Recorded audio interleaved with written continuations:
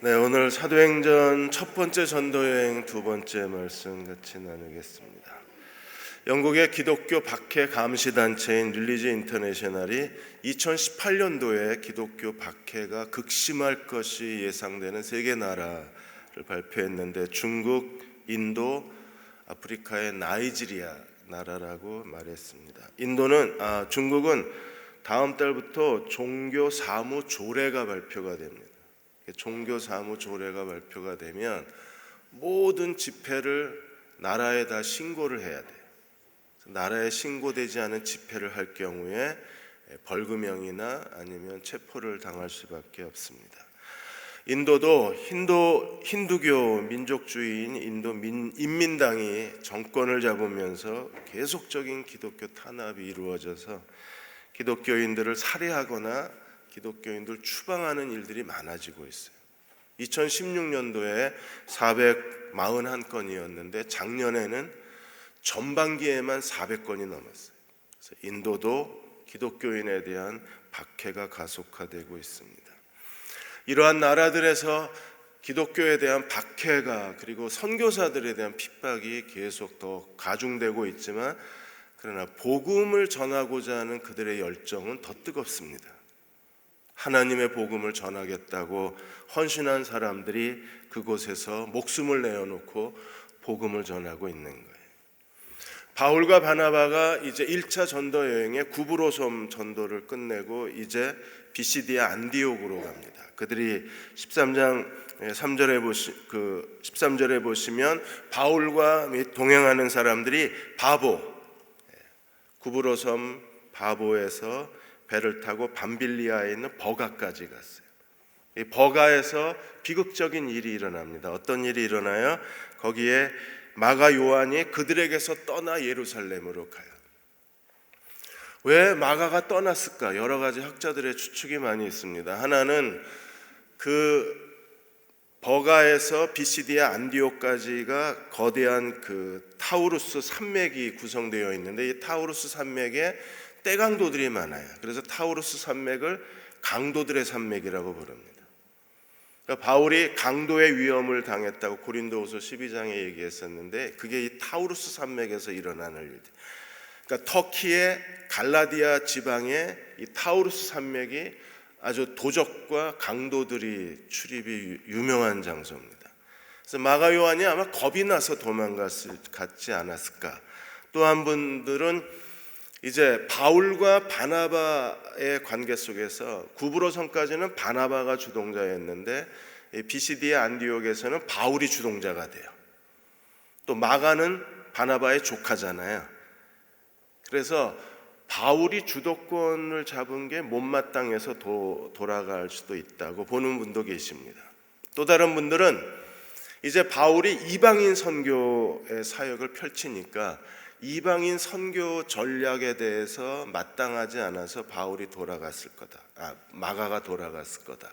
그렇게 보는 분도 있습니다. 근데 누구 견해가 정확한지는 잘 모릅니다. 다만 한 가지 중요한 것은 사도행전 15장에서 2차 전도 여행을 떠날 때 바나바는 마가를 데려가자고 그러고 바울은 마가를 데려갈 수 없다고 둘이 심하게 다퉈요. 그러니까 바울과 바나바가 심각하게 다투게 된 원인이 마가입니다. 그래서 바울은 떠나고 바나바는 마가를 데리고 사라져요. 나중에 바울 서신에 보면 그럼 마가는 실패자로 끝났나? 아니요. 마가는 실패하지 않았습니다. 나중에 디모데후서 4장 11절에 보시면 바울이 마가에 대해서 나의 동역자라고 말해요. 그러니까 마가는 실패하지 않은 거예요. 바나바는 마가를 다시 바울의 동역자로 세우고 자기는 희생을 하는 거예요. 그러니까 바나바 같은 사람은 정말 멋진 사람입니다. 바울의 인생의 문을 열어주고 무대를 마련해주고 자기는 빠지고 또 실패한 마가를 그가 끌어안고 사도행전에서 사라졌다가 나중에 마가가 다시 등장하는데 바울의 아주 충실한 동역자로 그가 변화가 된 거예요. 그걸 만들어낸 사람이 바나바였었습니다. 이제 그들은 버가에서 비시디아 안디옥으로 갑니다. 14절에 보시면 그들은 버가에서 더 나아가 비시디아 안디옥에 이르러 안식일에 회당에 가서 앉았어요. 비시디아 안디옥은 버가에서 한 160km 떨어져 있습니다.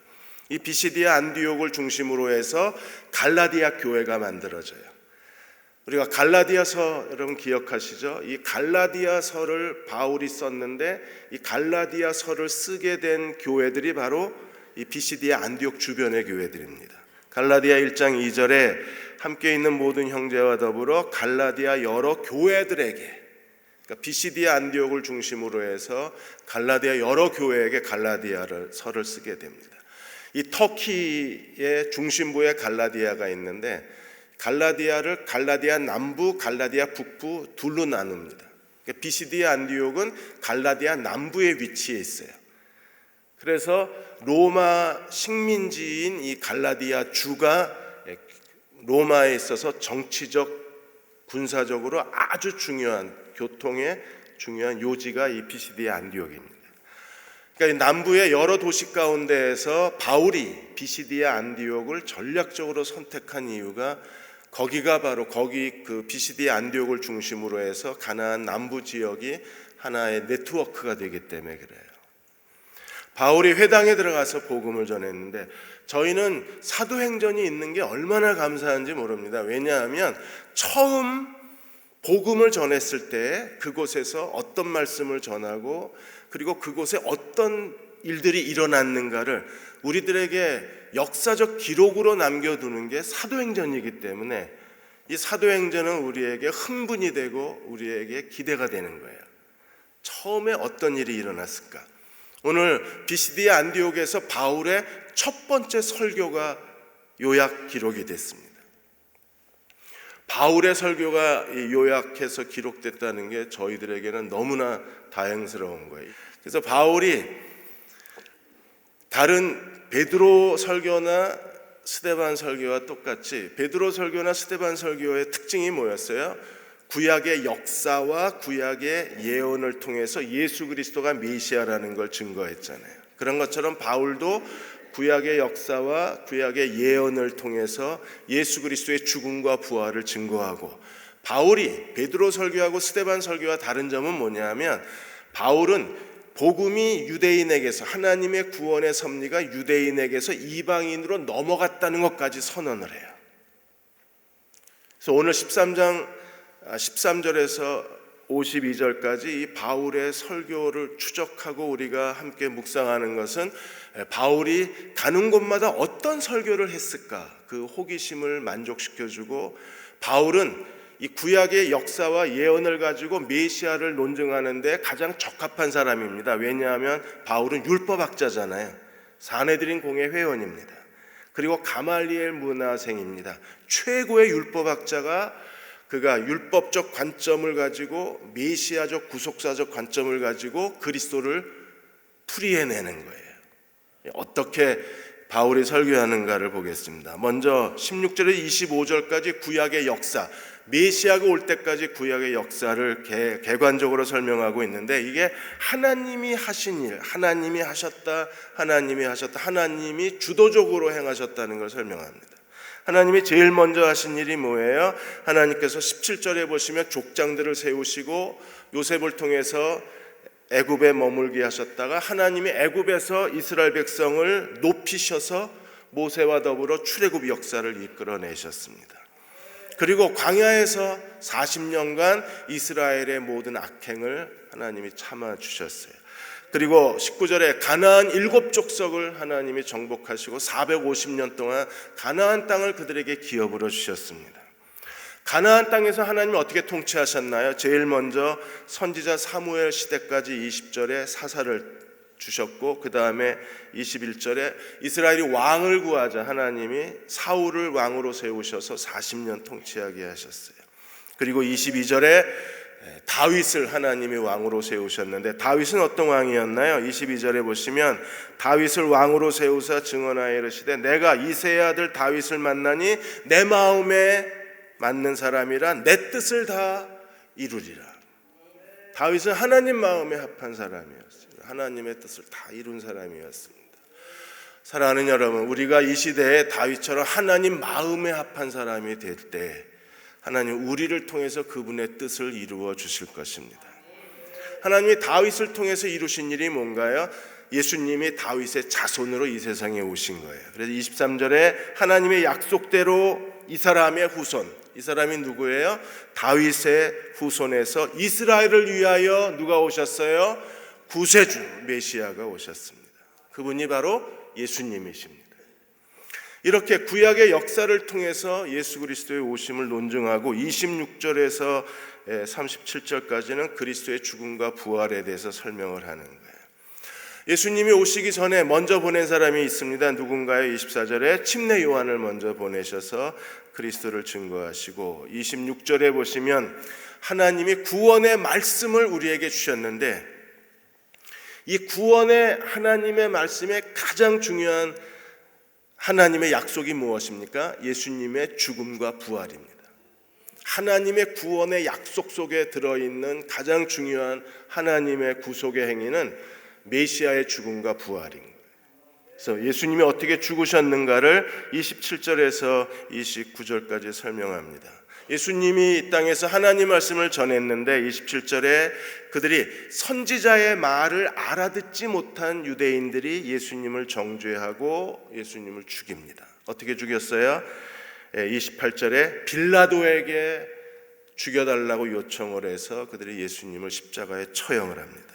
그로 인하여 29절에 예수님에 대해서 기록된 하나님의 예언의 말씀이 다 이루어졌어요. 왜요? 그가 죽으셔야만 우리의 모든 죄를 용서하실 수 있고 그가 화목제물로 십자가에 죽으심으로 단번에 영원한 속죄를 이루셔서 누구든지 그를 믿는 자들의 모든 죄를 용서하실 수 있는 거예요.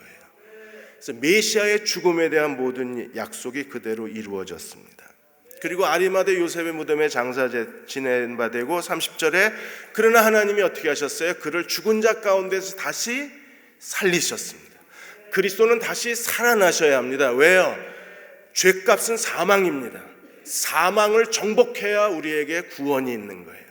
그러므로 하나님이 예수님을 다시 살리심으로 죄와 사망을 정복하시고 우리에게 부활의 새 생명을 주신 것이 하나님의 구원입니다. 하나님의 부활을 통해서 우리에게 어떤 일을 하셨나요? 부활을 통해서 우리에게 세 가지 약속을 주셨어요. 32절에 우리 조상들에게 주신 약속을 너희에게 전파하노니 세 가지 약속. 첫 번째는 33절에 시편 2편 7절을 가지고 부활을 통해서 하나님이 하신 약속을 첫 번째 약속을 설명합니다. 하나님이 예수를 일으키셨다는 게 부활하셨다는 거예요. 일으키사 우리 자녀들에게 이 약속을 이루게 하셨다면 어떤 약속이요? 시편 둘째 편 2편 7절에 이르기를 너는 내 아들이라 오늘 너를 낳았도다. 그리스도의 부활을 통하여 하나님은 우리를 하나님의 자녀로 예수님의 새 생명을 통해서 하나님의 자녀로 거듭나게 하신 것이 하나님의 약속입니다. 두 번째 그리스도의 부활의 약속이 무엇인가요? 34절에 이사야 55장 3절을 가지고 우리에게 주신 두 번째 부활의 약속을 설명했어요. 또 하나님께서 죽은 자 가운데서 그를 일으키사 다시 썩음을 당하지 않게 하실 것을 가리켜 이르기를 내가 다윗의 거룩하고 미쁜 은사, 세 번역엔 복으로 되어 있습니다.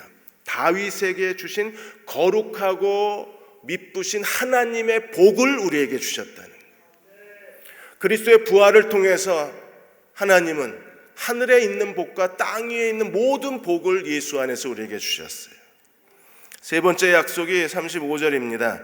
시편 16편 10절을 가지고 부활을 통해서 우리에게 주신 약속이 뭐예요? 주의 거룩한 자로 썩음을 당하지 않게 하시리라. 우리도 언젠간 다 죽습니다. 그러나 죽음으로 끝나는 것이 아니라 썩음으로 끝나는 게 아니라 우리도 썩지 아니할 것으로 다시 살아나요. 그리스도의 부활은 우리의 부활의 보증이기 때문에 그렇습니다.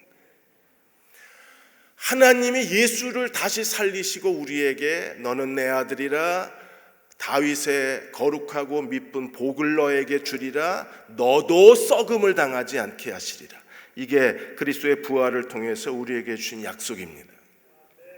그러므로 예수님을 믿는 자들에게는 어떤 일이 있을까요? 예수님을 믿는 자들에게 하나님이 주시는 약속이 있고 만일에 이 예수를 믿지 않으면 어떻게 될까? 오늘 38절에서 41절까지 예수 믿는 사람에게 주시는 은혜가 있고 예수님을 거절하는 자에게 주시는 은혜가 있는 거예요. 38절에 예수님을 믿는 자들에게 주신 첫 번째 은혜가 무엇입니까?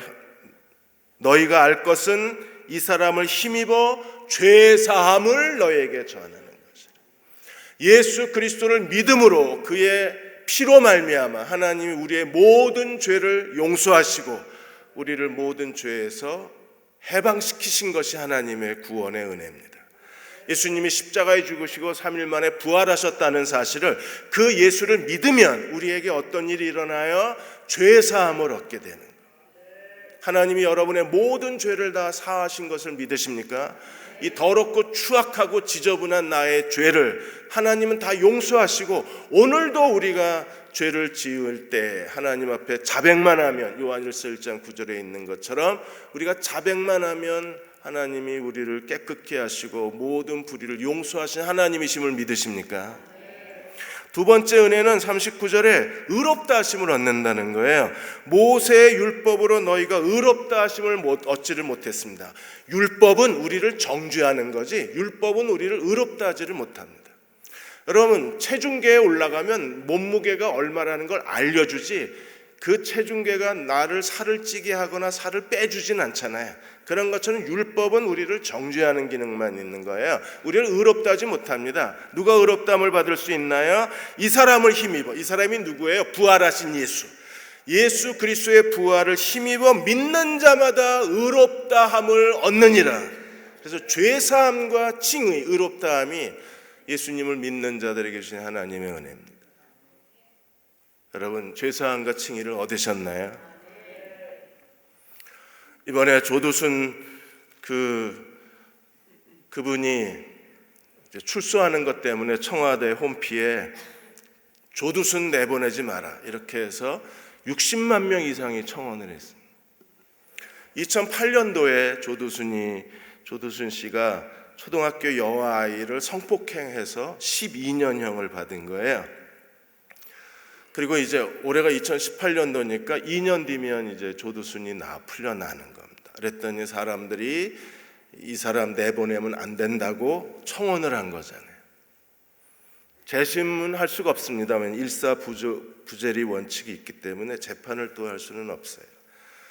근데 우리가 이 조두순 씨를 보면서 당황하는 게 뭐냐면 그 사람이 감옥에서 예수님을 믿었어요. 믿으면 어떻게 된다고요? 죄사함과 칭의가 있는 거예요. 그리고 실제로 조두순 이분에 대한 신문 기사를 보면 이분이 지금 감옥에서 뭐 하고 있습니까? 성경을 읽고 성경을 필사하고 있습니다. 그런데도 사람들은 내보내면 안 된다고 그러는 거예요. 근데 그 사람들뿐 아니라 많은 그리스도인들도 내보내면 안 된다고 소리를 지릅니다. 이게 예수 믿는 건가요? 이 사람이 정말 예수 믿고 죄사함을 받고 의롭다함을 받았으면 예전의 조두순으로 살면 안 되잖아요. 변화가 일어나야죠. 근데 아무도 이 사람의 변화를 믿지를 않는 거예요. 우리조차도 믿지를 않습니다. 예수 믿는 사람들은 하나님이 주시는 예수 그리스도로 말미암아 죄사함과 의롭다 하심을 받았다면 사람이 바뀌어야 되잖아요. 근데 교회를 다녀도 사람이 전혀 바뀌질 않는 거예요. 근데 우리는 예수 믿는 사람들이 변화될 거라고 기대도 안 하고 자신에게도 기대를 안 하고 다른 사람들이 될 거라고 하는 희망도 전혀 갖지를 않는 거예요. 예수님이 살아계셔서 우리 안에 살아계시다면 우리 어제 내가 되면 안 되잖아요. 우리는 변화된 의롭다 했다는 게 단순히 칭의, 신분만 바뀐 게 아니라 우리는 하나님 앞에 의로운 인격과 의로운 삶을 살아가야 되잖아요. 오늘 장로님 기도하신 것처럼 우리의 찬양과 우리의 헌신과 우리의 인격이 그리스도를 닮아가야 되잖아요. 그게 정말 의롭다함을 받은 거예요. 만일에 예수님을 거절한 사람은 어떻게 될까요? 40절 41절에 보시면 유대인들이 예수님을 거절할 것에 대해서 이미 바울은 경험을 했기에 그들에 대해서 이렇게 경고했습니다. 41절에 보시면 보라, 멸시하는 사람들아, 예수님이 바로 약속된 메시아요, 그가 십자가에 죽으시고 부활하심으로 말미암아 구원의 새롭고 산 길을 열어놓으셨다고 그리스도에 대해서 논증을 했는데도 일부 유대인들은 어땠습니까? 보라, 멸시하는 사람들아, 그 예언의 약속을 믿지를 않는 거예요. 하나님 말씀이 성취되었다는 이 사도들의 증언을 거절한 겁니다. 예수님이 부활하셨다는 사실을 그들은 전혀 인정하지 않는 거예요. 멸시하는 자들은 어떻게 돼요? 너희는 놀라고 멸망하리라. 그리고 결국에 AD 70년에 예루살렘은 완전히 로마에 의해서 멸망을 당하는 도시가 되고 마는 것. 믿으면 죄사함과 칭의를 받지만 거절하면 멸망한다는. 그래서 42절에서 52절까지 받아들이는 자와 거절한 자의 네 가지 장면이 나와요. 지금도 전 세계에서 일어나고 있는 똑같은 현상이 무엇입니까? 비시디아 안디옥에서 일어났던 일이 지금도 복음이 전파되거나 하나님 말씀이 전파되는 곳에 똑같은 현상이 일어나요. 한쪽에서는 받아들이고 한쪽에서는 거절하는 겁니다. 받아들이는 사람들은 누구고 거절하는 사람들은 누구인가를 우리가 알아야 돼요. 먼저 42절에서 43절까지 받아들이는 사람들은 어떤 사람들입니까? 그들은 42절에 청하되 다음 안식일에도 이 말씀을 전해달라. 여기서 청하되가 무슨 뜻이냐 하면 눈물을 흘리고 요청했다는 거예요. 비시디아 안디옥의 마음이 열려서 그리스도 이 하나님 말씀을 받아들이는 사람들이 눈물을 흘리면서 이 말씀을 다음 안식일에도 우리에게 전해달라. 그들은 진정으로 하나님 말씀을 원했던 사람들입니다. 43절에 회당의 모임이 끝난 후에 유대인과 유대교에 입교한 경건한 사람들이 많이 바울과 바나바를 따랐어요. 그러나 우리가 하나님 말씀을 사모해야 어떤 일이 벌어져요? 바울이 그들에게 뭐라 그랬습니까? 항상 하나님의 은혜 가운데 있으라. 하나님의 은혜 가운데 머무는 사람이 되려면 우리는 하나님 말씀에 대한 갈급함이 있어야 돼요. 다음 안식일에도 이 말씀을 전해달라. 두 번째, 용납과 거절의 현장이 오늘 44절 45절에 있습니다. 그래서 44절에 그 다음 안식일이 되자 어떤 일이 벌어졌어요? 비시디아 안디옥이 이렇게 큰 성읍이 아닙니다. 비시디아 안디옥 해발 100m 위에 세워진 도시인데 그 비시디아 안디옥에 있는 성에 있는 대부분의 사람들이 어떻게 했어요? 하나님 말씀을 들으려고 모였어요. 누가가 좀 과장했을 겁니다. 온 시민이 거의 다 모였다 그랬어요. 그랬는데 비시디아 안디옥 그 성의 지도를 보면 거의 다 모였을 가능성이 있어요. 왜냐하면 그 성이 크지 않기 때문에. 한쪽에서는 하나님 말씀에 대해서 뜨거운 반응이 일어나요. 또 한쪽에서는 어떤 일이 벌어져요? 45절에 유대인들이 무리를 보고 시기가 가득하여 바울의 말을 반박하고 바울의 말을 비방했습니다. 한쪽에서는 말씀을 들으려고 몰렸고 또 한쪽에서는 말씀을 반박하고 있는 거예요. 우리는 지금 어느 쪽에 속해 있는 사람이에요? 이번에 미국의 비즈니스 인사이더에서 미국의 유명 인사 11명에 대한 그 잠자기 전의 습관에 대한 기사를 하나 썼습니다. 페이스북 창업자 막 저커버거는 잠자기 전에 유대인 기도문을 외우고 딸들에게 유대인 기도문을 읽어준대요. 마이크로소프트 창업자 빌 게이츠는 잠자기 전에 항상 퇴근하고 집에 오면 설거지는 자기가 한답니다. 아무도 못하게 하고 저녁 설거지를 하고 잠자기 전에 1시간 항상 책을 읽는데요. 아마존을 창업한 그 제프 베조스도 항상 저녁에 와서 설거지부터 한답니다. 그래서 제가 생각해서 성공한 사람들은 다 설거지를 하는구나 저녁에. 내가 이렇게 무능한 게 설거지를 안 해서 그렇구나. 나는 원인이 거기 있는 걸 전혀 몰랐어요. 남자 여러분, 성공하고 싶으면 설거지를 하세요. 설거지. 그런데 빌 게이츠도 책을 읽고 제프 베조스도 항상 설거지한 뒤에 책을 읽어요. 설거지와 독서가 그들의 취친 습관이랍니다. 우리는 설거지하고 성경을 읽으셔야 돼요. 적어도 하루에 한 번은 하나님 말씀을 펴고 그 말씀을 읽고 그 말씀으로 잠들어야 되지 않을까요? 어느 쪽에 서 있습니까? 말씀을 들으려고 온 시민이 다 모여 이쪽인가요? 아니면 바울의 말을 반박하고 비방하는 이쪽에 서 있나요? 세 번째 장면이 46절에 48절까지 있어요. 받아들이는 사람은 영생을 얻고 받아들이지 못한 사람은 영생이 없는 거예요. 하나님 말씀을, 이 복음 전도를 받아들이냐 받아들이지 않느냐는 그냥 개인의 선택이 아닙니다. 이 선택이 천국과 지옥을 갈라놓는 거예요. 이 선택이 영생과 저주를 갈라놓는 거예요. 받아들이지 않으면 어떻게 되나요? 46절에 바울과 바나바가 담대히 말하되 하나님 말씀을 마땅히 너희에게 먼저 전한다. 하나님이 복음을 전할 때 먼저는 유대인에게요, 다음엔 헬라인에게. 항상 유대인 우선주의, 유대인에게 먼저 복음을 전했어요. 그래서 바울도 회당에서 유대인에게 먼저 복음을 전합니다.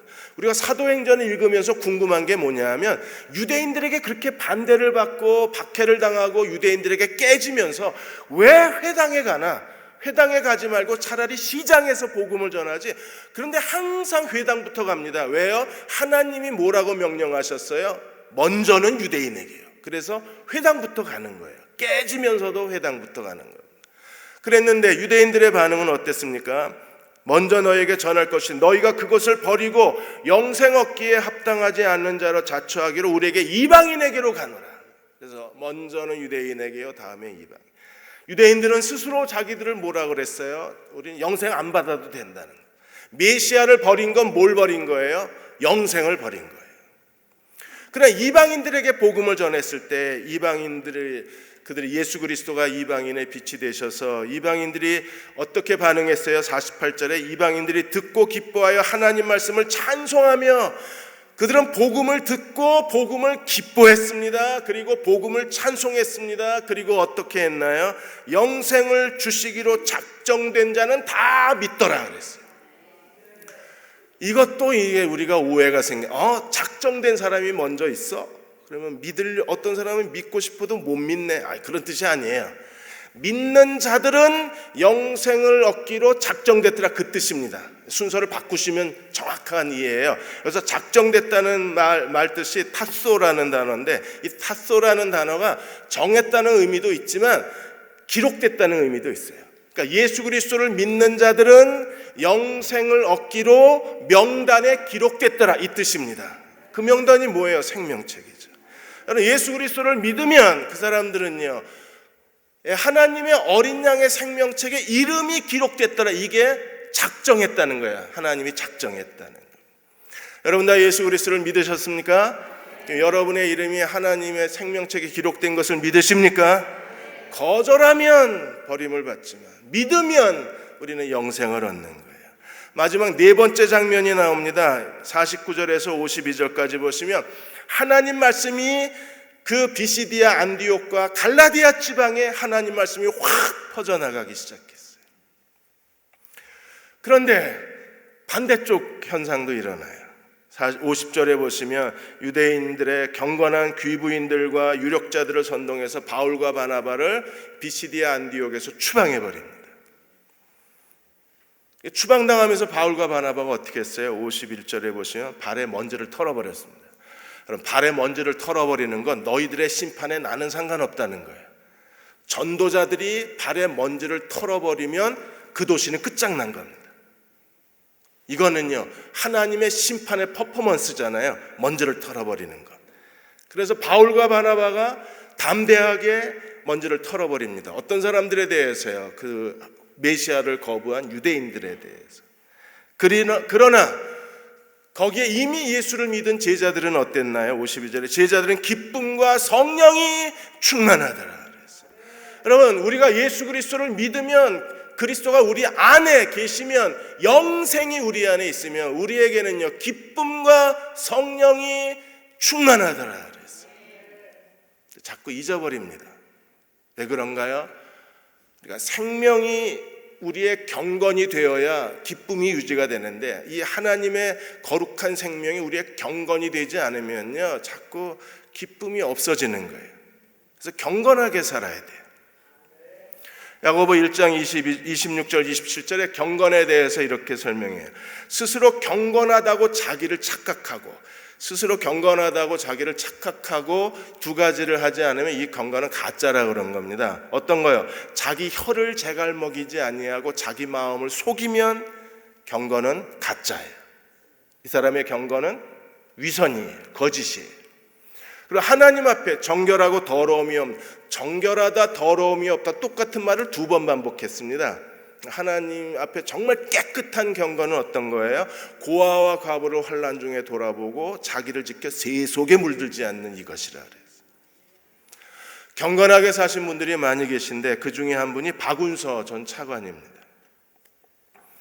이분은 통상산업부 차관까지 가시고 장관은 못 올라가셨는데 그러다가 이제 한국중공업 CEO, 데이콘 회장, 화려한 공직 생활과 그리고 탁월한 그 경영자로서의 탁월함을 드러낸 그런 이력서를 갖고 이분이 있으셨는데 65세 은퇴하고 나서 하나님의 꿈에 이 박운서 장로님한테 말씀을 하셨어요. 내가 가서 그들을 도우라. 그래서 이분이 필리핀에 있는 그 민도로 섬에 가서 망얀족을 섬기기 시작합니다. 65세.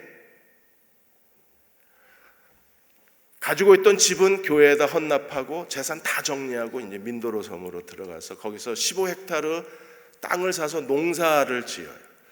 그리고 망얀족에게 농사 짓는 법을 가르칩니다. 다른 데에는 이모작을 하는데 이 박운서 장로님 논에서는 2.5모작을 해요. 그래서 그 땅에서 벼를 4,000가마니를 수확을 합니다. 이 4,000가마니 수확한 걸 가지고 망양족의 그 가난한 사람들 먹이고 망양족 사람들의 모든 생활을 이걸로 다 담당을 하는 거예요. 그러다가 2005년에 가셨는데 2015년 4월 19일 날 망양족에게 쌀과 고기를 전달해주고 가다가 오시다가 트럭이 전복되면서 트럭에 깔려요.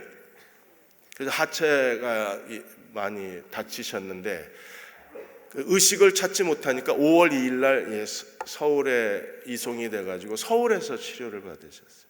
그래서 무릎과 허벅지에다가 철심받고 거기 필리핀에서 후송되기 전에 발가락에 괴사가 일어나니까 오른쪽 발가락 4개를 잘라요. 엄지발가락만 남겨놓고. 이게 이분이 왔다는 얘기를 듣고 이제 중앙일보 기자가 가서 이 박운서 장로를 만난 겁니다. 이제 지금까지 날 위해서 살았으니까 이제 남은 생에는 다른 사람을 위해서 살겠다. 그리고 필리핀으로 가신 건데 결과가 이렇게 된 거잖아요. 발가락 다 잘리고. 그래서 기자가 묻습니다. 하나님이 야속하지 않냐고. 근데 박운서 장로가 뭐라 그랬어요? 하나님은 사랑이시다. 나에게 가장 좋은 것을 주셨을 거다. 지금 내가 알지 못할 뿐이지 하나님은 나에게 가장 좋은 것을 주셨다. 여러분, 이게 입술의 경건입니다. 그리고 기자가 다시 물었어요. 다시 가실 거냐고. 가야지. 그들 곁에서 죽어야지. 이게 정결한 경건 아니에요? 고아와 과부를 환난 중에 돌아보고. 왜 가셔야 됩니까? 빨리 가서 내가 합동 결혼식을 해야 된대요. 결혼식을 해야 결혼 서약 결혼 증명서가 있어야 아이들 출생 신고가 되고 아이들 출생 신고가 돼야 망해안족 아이들이 학교를 갈 수 있는 거예요. 그러니까 내가 빨리 가서 합동 결혼식 해야 된다. 하실 말씀 없으십니까? 그랬더니 하나님께 감사하다고. 내가 이 대한민국 땅에 남아 있으면 정치판에 끼어들어서 장관이나 하나 해먹으려고 그랬을 텐데 내가 하나님이 이렇게 은혜의 삶을 내게 허락해 주시고 사는 게 좀 불편하지 이렇게 축복된 삶을 내가 살지 못해. 이게 새 속에 물들지 않는 거죠. 그러니까 야고보 1장 26절 27절에 경건의 삶을 몸으로 살아내신 분 중에 한 분이 박운서 전 차관이 아닌가 싶어요. 사랑하는 여러분, 경건하게 살아야 하나님의 새 생명의 능력이 나타납니다. 그리고 다윗을 통해서 주신 다윗에게 약속하신 거룩하고 미쁘신 하나님의 은혜가 우리에게 넘치는 거예요. 날마다 2018년 하나님 경건함으로 주를 섬기게 해 주옵소서. 그렇게 기도하고 나아가는 저와 여러분 되시기를 주의 이름으로 축원합니다. 우리 다 일어나셔서 445장입니다. 태산을 넘어 험곡에 가도 빛 가운데로 걸어가면, 우리 1절하고 3절 부르시고 기도하고 축도하겠습니다.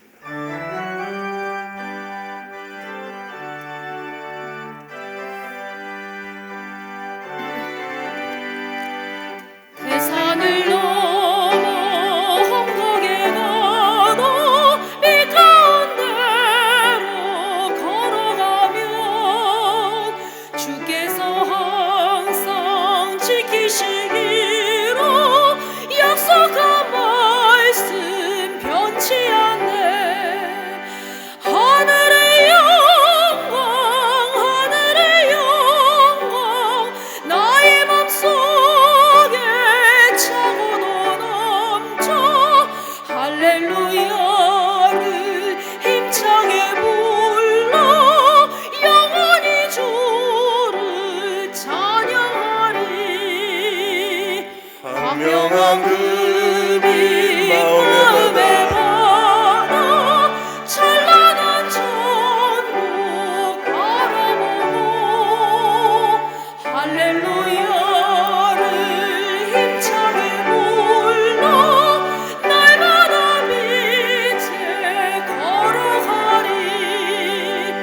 하늘의 영광 하늘의 영광 나의 맘속에 차고도 넘쳐 할렐루야를 힘차게 불러 영원히 주를 찬양하리.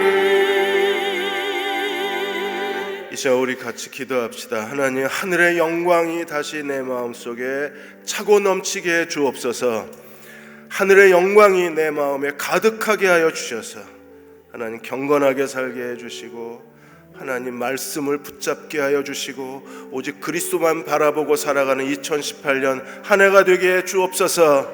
하늘의 영광을 채워주시고 경건함으로 채워주시고 말씀으로 종을 채워 주옵소서. 우리 다 같이 함께 통성으로 기도하겠습니다. 아버지 하나님, 저희를 주의 말씀으로 채워주시고 경건함으로 채워 주옵소서.